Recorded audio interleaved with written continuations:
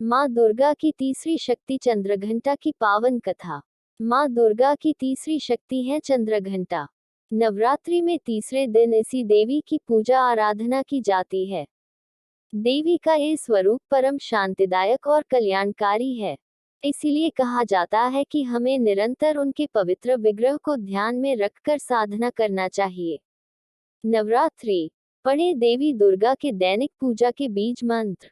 उनका ध्यान हमारे इहलोक और परलोक दोनों के लिए कल्याणकारी और सद्गति देने वाला है।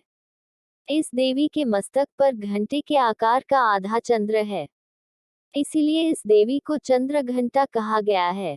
इनके शरीर का रंग सोने के समान बहुत चमकीला है। इस देवी के 10 हाथ हैं। वे खड्ग और अन्य अस्त्र शस्त्र से विभूषित हैं। सिंह पर सवार इस देवी की मुद्रा युद्ध के लिए उद्धत रहने की है।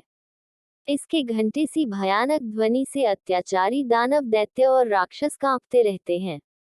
नवरात्रि में तीसरे दिन इसी देवी की पूजा का महत्व है।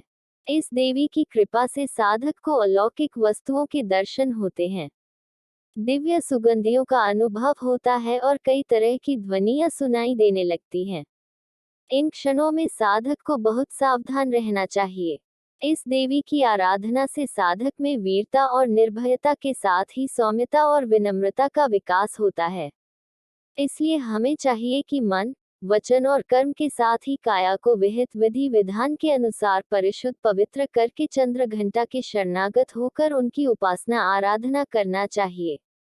इससे सारे कष्टों से मुक्त होकर सहज ही परम पद के अधिकारी बन सकते हैं। ये देवी कल्याणकारी है। जय माता दी।